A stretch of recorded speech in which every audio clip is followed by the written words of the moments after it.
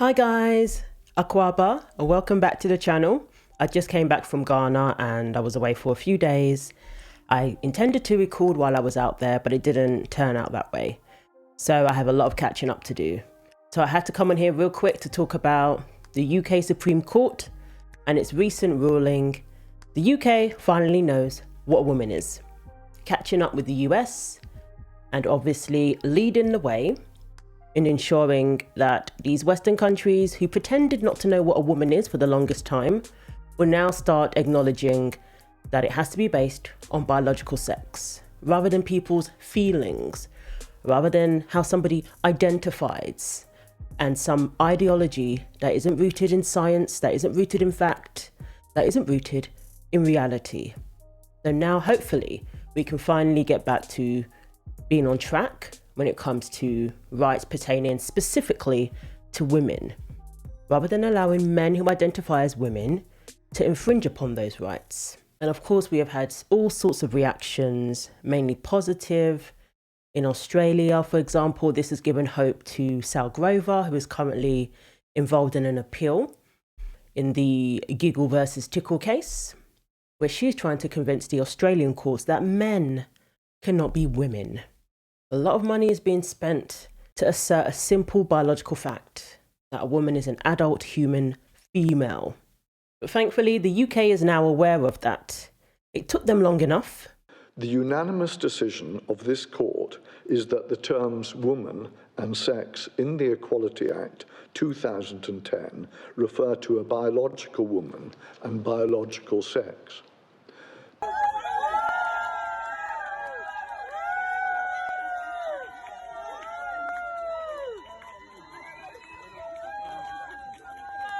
But we counsel against reading this judgment as a triumph of one or more groups in our society at the expense of another. It is not.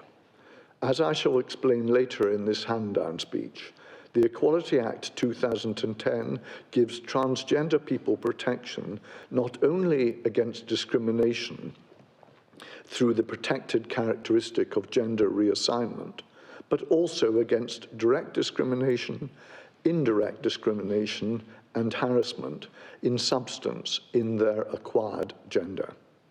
This is the application of the principle of discrimination by association.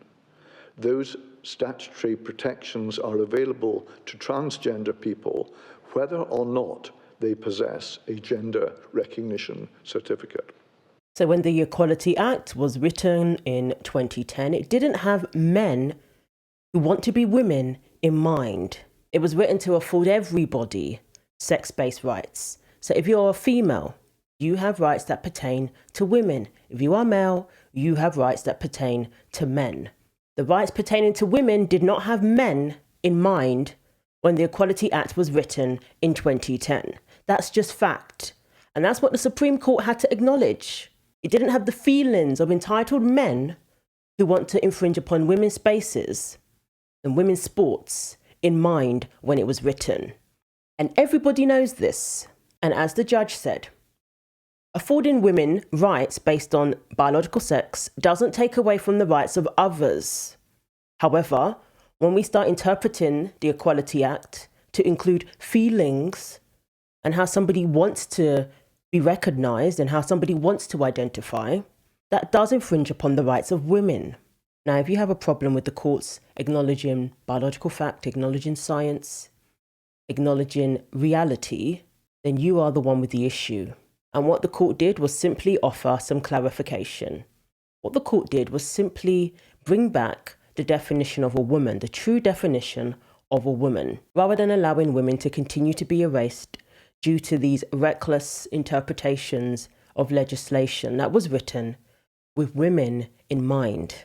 Let's get some reaction. As I say, there was a hall full of people here, but let's get some reaction from the campaign group for Women Scotland, who started all this. Trina Budge, thank you very much indeed for your time on Sky News. My pleasure. The judge says this is not a victory for either side and it needs to be sober. What's your take on this? Oh, it's absolutely a victory for women's rights. This case was always about women, never about trans rights, who, as Judge Hod Hodge said that they are fully protected in law still, but now we have clarity over what a woman means in law. And this has been a long road to here, hasn't it? What does this change as of today? Because there's lots of legal talk, there's lots of discussion around what actually changes here as a result of this. In your view, what does that mean? It means there's absolute clarity in law regarding what a woman is. We know for sure now that we are referring to the biological sex class of women, and that when we see a women-only space, it means exactly that. Just women, no men, not even if they have a gender recognition certificate.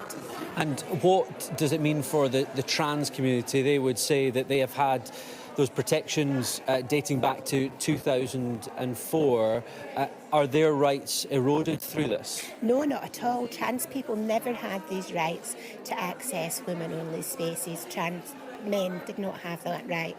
That was an overreach on their part. The court has made it quite clear today that the Equality Act has never said that.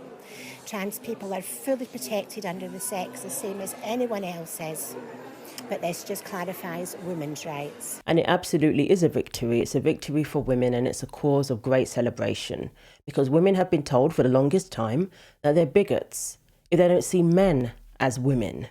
Women have been told for the longest time that they have to accept men into their private spaces. They have to accept men into their sports. And thankfully, the courts have recognised that that was never the intention of the Equality Act. Absolutely never was that the intention. And to pretend that it was is very disingenuous. An incredible image that encapsulates the true insanity of our times. Women in 2025 celebrating the UK Supreme Court recognising that they exist. This should never have been necessary in the first place, but many people went along with it. The Scottish Government tried and failed to claim that trans people holding their government-issued gender recognition certificate should enjoy the same sex-based rights as biological women. However, thankfully, the court decisively rejected this, ruling that the government lacks the authority to redefine biological reality, affirming that sex-based protections are reserved for those born female. So reacting to the news, Sal Grover said, "I'm just so happy. I genuinely have not felt this happy in a long, long time." And I'm thinking for her, it's nice to see women being recognised as being women for a change. Your time is coming soon. Your jurists have to know the difference between a man and a woman too. Good. You deserve to rejoice too. The insanity of what has been happening is unravelling. Australian politicians and media, are you watching? I'm very hopeful about your appeal now. Same, Sal. I was thinking of you when I heard the news and what this means for Australian women going forward. I really hope this is the point we turn this all around and that we can make changes to our laws to help strengthen women's rights in this country so we do not suffer this again. I'm trying to move here permanent. There's something about being here that makes me feel like people have been so kind, and the theater culture is amazing, and Percy Pigs are my favorite. So honestly, that makes the move worth it. Who's going to tell him? That face when you invite a bigot onto the show to give them a platform to do a victory lap about restricting the rights of others, and realise that your segment was used to spread hateful BS. Sal says, so many men having absolute meltdowns because somewhere in the world, women are legally recognised as a group of humans with rights. It's quite amusing that this guy edits something called The Chaser.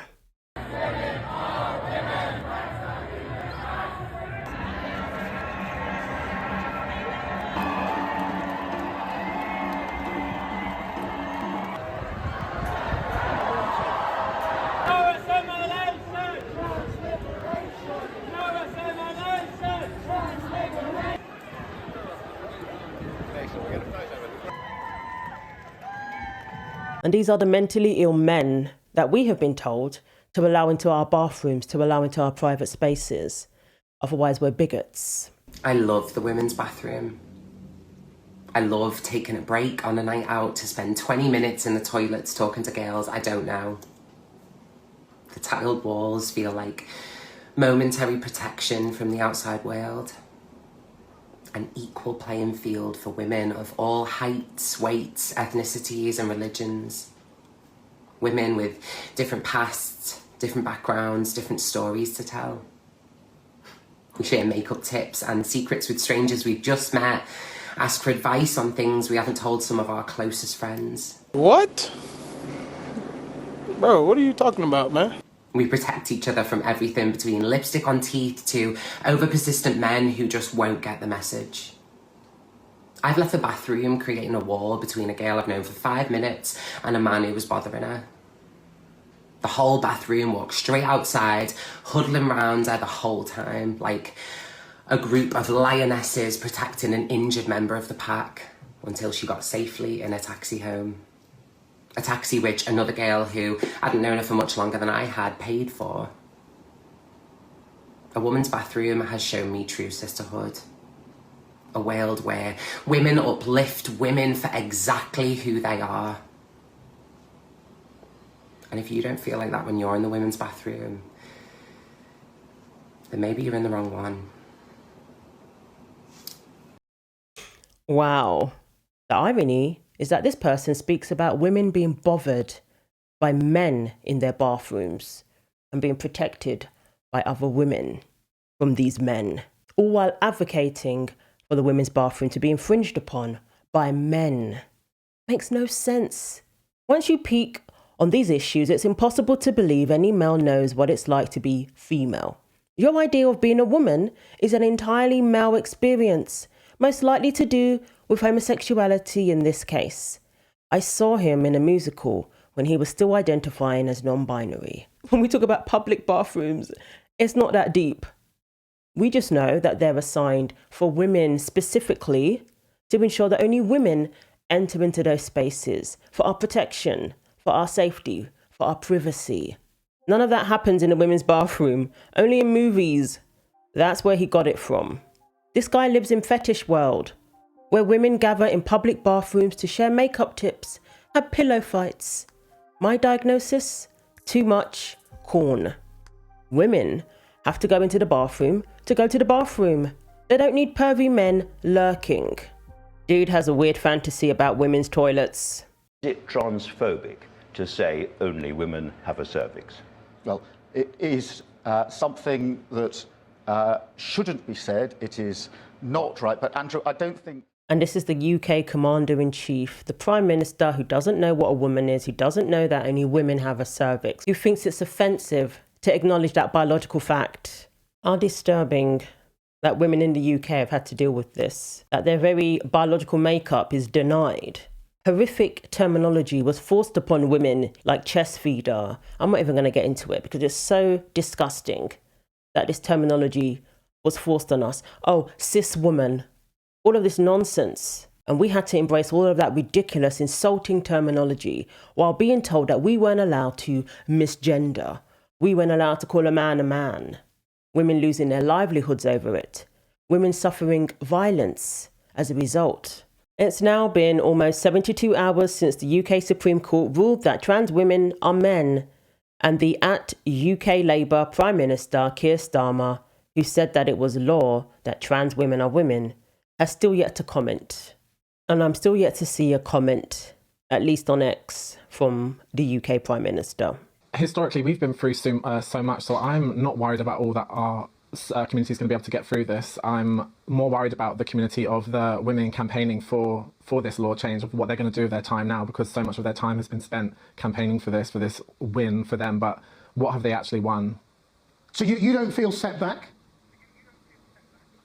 Honestly, no, I'm more bored than anything. I think they've been campaigning for the last 5 or so years under the guise of, as JK is always saying, it's not transphobic, it's just about protecting women from predatory men who, as you can see in that video just played now, it's all about how predatory men could lie about being trans and put on a dress and go into a bathroom. So really, they've always said, like, this isn't transphobic, it's not about trans women, it's about predatory men. But in banning us from women's spaces and forcing us to use men's spaces with those predatory men, I don't see how this is a win for anyone, and I don't see how these people can sleep with a conscience knowing they're sending trans women into bathrooms with predatory men who are going to harass them. Will this change your daily life at all?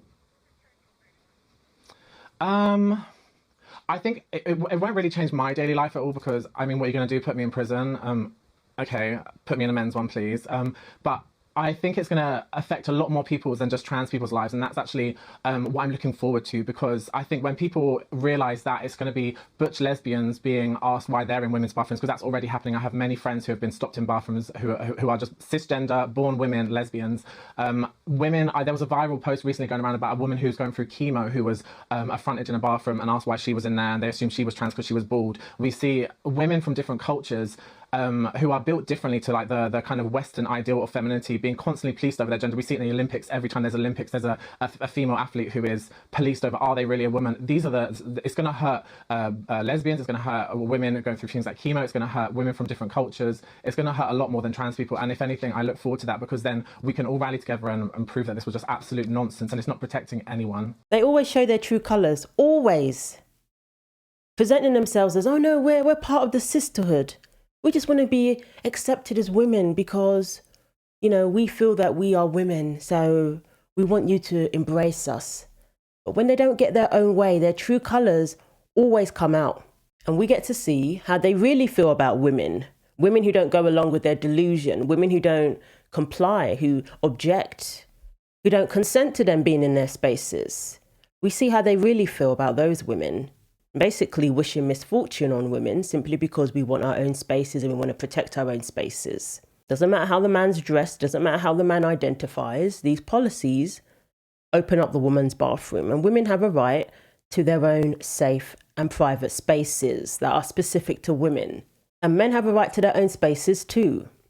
But why it's so important for women to have their own spaces is for the protection of women who are more vulnerable, certainly more vulnerable than men who want to be accepted as women, contrary to what they've been trying to tell us for the longest time. It's the women who are the vulnerable ones, and we want people like this individual kept out of our spaces. No one would be questioning women about their sex if there weren't men like you lying about being women. If women are being harassed, it's your fault. Very well said there, Genevieve. I can't think of anything more vile and small and pathetic than terrorising the smallest, most vulnerable community of people who want nothing from you except the right to exist. That sort of talk isn't going to work anymore. Nobody's buying it, nobody's falling for it anymore. Entitled men, many of whom are exercising their fetish, many of whom want to infringe upon women's sports using their biological advantage to finally be something in sports. They are not the vulnerable ones. And no amount of crying is going to convince us otherwise. Women's spaces were created in the first place as an acknowledgement to the fact that women are the ones who are vulnerable. Yeah, it seems like we're just trying to not see the obvious in front of us. I actually do have a biology degree, but I don't think you should need one to understand what a woman is. And so great news over in the UK, and again, as people are calling it, a victory for common sense. And of course, it's also a victory for the law. Finally, we can start getting back to interpreting legislation the way it was intended to be interpreted when it was written in the first place, before this insanity took over and compelled people to see things that simply wasn't there. It's a huge victory. Many are calling this a victory for J.K. Rowling too. After this protest, I'm going to use a women's toilet. Then I'm going to use another women's toilet. You, J.K. Rowling, you'll never stop me from peeing. Over 1,000 people, many cis women, chanting FJKR in Parliament Square. This is what we need. These weirdos do not represent the overwhelming majority of British women. Let's see if that makes it onto the news. Let women speak, eh? Only 1,000? Hashtag disappointed. I love it when a plan comes together. Hashtag Supreme Court. Hashtag women's rights. In case it wasn't clear, don't F with Scottish women. J.K. Rowling won. Everyone who said this for years has won. All the particularly women who've been defamed and lied about and bullied and chased and much more for years, they were right. And I just think, apart from being a statement of the obvious, isn't it amazing that the best legal minds in Britain spent years having to work out the first thing we knew as a species? So great news in the UK, and the reactions and the meltdowns from the trans activists and the entitled men prove exactly why it's so important to acknowledge biological fact when it comes to legislation. And let me know what you think. Thanks for watching. Like, comment and subscribe. Take care of yourselves, and God willing, I will see you in the next video.